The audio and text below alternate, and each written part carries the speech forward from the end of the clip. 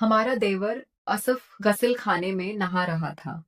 गलती से मैं अंदर चली गई।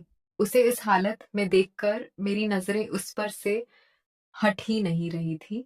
मैंने जल्दी से काम के बहाने अपने खावंद को बाहर भेज दिया।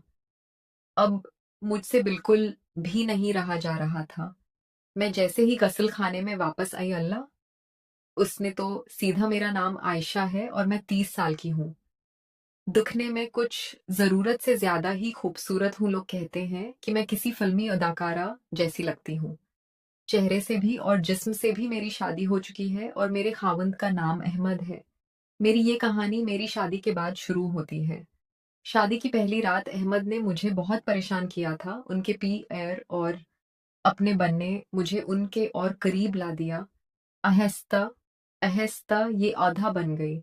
अब तो ऐसा हो गया था कि मेरे खावंद मुझे रोज रोज प्यार करते थे और उसे मेरी ख्वाहिश और बढ़ती जा रही थी। हमारे घर में अहमद के अलावा उनकी अम्मी, अबू और उनका छोटा भाई आसफ रहता है। आसफ तकरीबन 6 साल का था और घर के कामों में हाथ बटाता था। अहमद एक प्राइवेट कंपनी में अच्छे अहदे पर काम करते हैं। कहानी वहां से शुरू होती है जब मेरे खावंद को कंपनी की तरफ से लंदन जाना पड़ा। ये वक्त पूरे उठ महीने का था। उनके जाने की खबर सुनकर मैं बहुत उदास हो गई। जिस रात वो जाने वाले थे, मैंने उनसे अपनी परेशानी जाहिर की। अहमद, तुम उठ महीने के लिए जा रहे हो। अब तुम्हारे बगैर मुझे नींद कैसे आएगी? अहमद ने मुझे खुद से किसकर भर लिया और बोला, मेरी आयशा, मेरा जाना जरूरी है। मैं खुद भी उदास हूं। मैं तुम्हें छोड़कर नहीं जाना चाहता, मगर क्या करूं?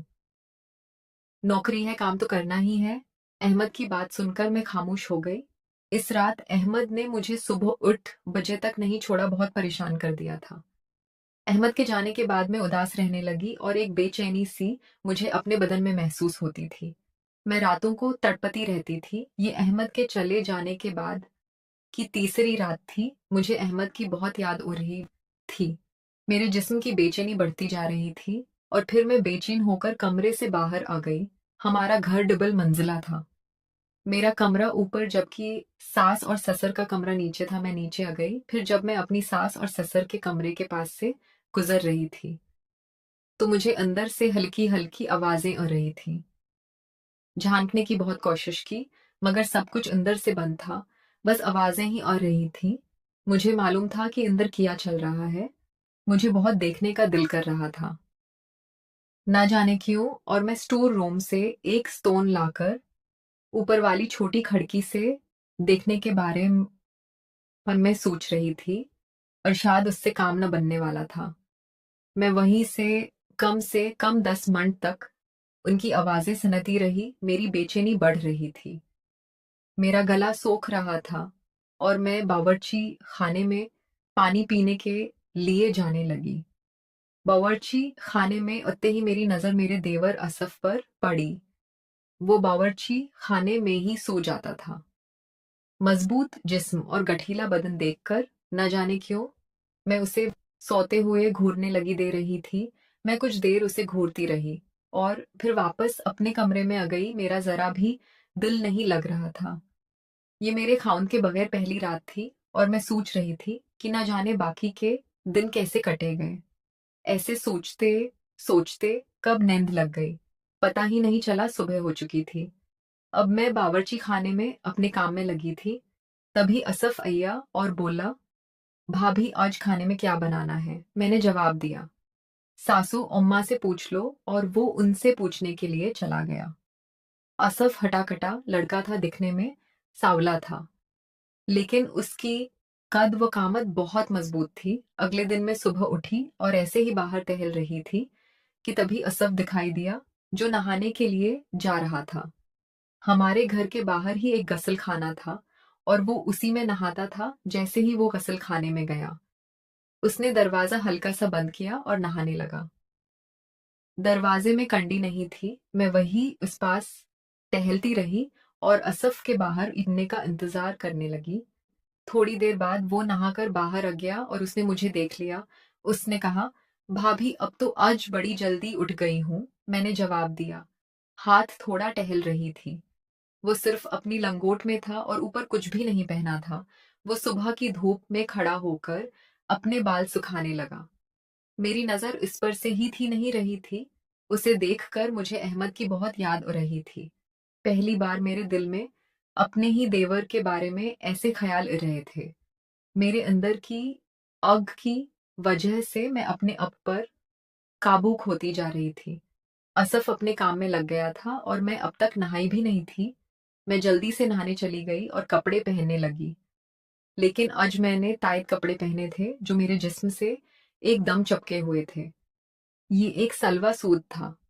अब मुझे देखना था कि असफ मुझे नोट्स करता है और नहीं। जैसे ही मैं उसके सामने गई और उसकी नज़र मुझ पर पड़ी, उसने थोड़ी देर मुझे देखा, फिर जैसे ही मेरी नज़र उस पर गई, उसने फ़ौरन अपनी नज़र हटा ली। मैं समझ गई थी कि असफ उसे देख रही हूँ। मैंने सोच लिया था कि असफ को कैसे सीधा करना है। शायद वह डर रहा था। मेरे दिमाग में एक आइडिया आया कि क्यों क्यों ना मैं उसके गसल खाने का पानी बंद कर दूं।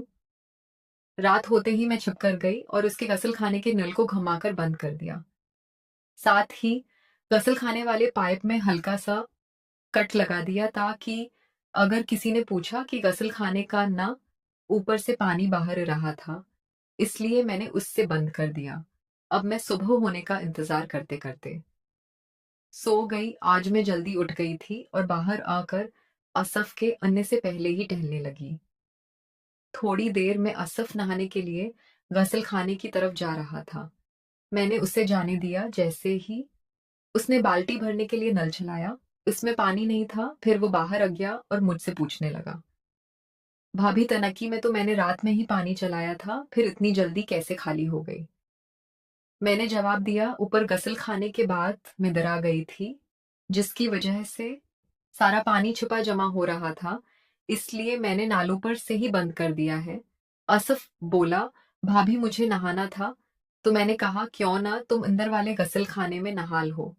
जब तक वो ठीक नहीं हो जाता। वो जल्दी से मान गया और अंदर आकर गसल खाने में घुस गया और नहाने लगा। मैं आहिस्ता से उसके पीछे गसल खाने के पास आ गई। देखा तो वो बगैर दरवाजा बंद किए ही नहा रहा था। शायद से आदत थी कि उसके गसल खाने में कंडी नहीं थी, इसलिए उसने कंडी लगाना भूल गया होगा। थोड़ी देर बाद अंदर से पानी की आवाज न बंद हो चुकी थी, पर वो बाहर नहीं आया। मैं सोच रही थी कि आखिर निंदन इंदर क्या कर रहा है। अब तकरीबा 10 मिनट हो चुके थे और मैं मन ही मन सोच रही थी वो क्या कर रहा होगा। मैंने जानबूझकर अपने अंदर वाले छोटे कपड़े गसल खाने में रख दिए थे ताकि उसकी नजर उन पर पड़े और उसके दिल में मेरे बारे में वो करने के ख्याल आए जो मैं उसके साथ करना चाहती थी। अब मैं बाथरूम के दरवाजे के पास खड़ी हो कर अंदर झांकने की कोशिश कर रही थी। तभी मुझे अंदर से हल्की सी आवाज सुनाई दी और भाभी मैं समझ गई थी कि असफ मेरा नाम लेकर अंदर किया कर रहा है। मेरा दिल कर रहा था कि जल्दी से दरवाजा खोलकर अंदर चली जाओ, और उसी वक्त उसने दरवाजा खोल दिया और अपनी लंगोट में बाहर आ गया। जैसे ही उसने मुझे देखा वो घबरा कर बोला, वो भाभी अब कब आए? मैं उसे छेड़ते हुए बोली, तुमने मुझे आवाज दी। भाभी भाभी, वो गड़बड़ती हुई बोला, नहीं मैंने कोई आवाज नहीं दी आपको, और वहां से चला गया। जैसे ही वो बाहर गया मैं गसल खाने में आ गई और अपने कपड़ों को देखने लगी। जैसे ही मैंने अपने कपड़ों को चेक किया तो उनका हाल कुछ ऐसा था। मैं मन ही मन बहुत खुश हो गई। अब मुझे किसी बात का डर नहीं था। इतने में मेरे खावंद अहमद का फोन आ गया। मैंने जल्दी से फोन उठा लिया और बात करने लगी। मैंने कहा, अपने कितने दिन लगा दिए फोन करने में? मुझे अब की बहुत याद आ रही है। वो सामने से बोले, हाँ मेरी जान, मुझे भी तेरे बगैर बिल्कुल नींद नहीं। इतनी रात भर तुझे याद करके न जाने में क्या क्या करता हूँ। ऐसे ही बात चलती रही। तकरीबा 2 घंटे तक मैंने उनसे बात की और खूब रवैया मैंने उन्हें बताया। मुझे बिल्कुल अच्छा नहीं लगता अब के बगैर। अब जल्दी जाओ ना, मेरी जान, मैं दिन रात अब के लिए तड़पती हूँ।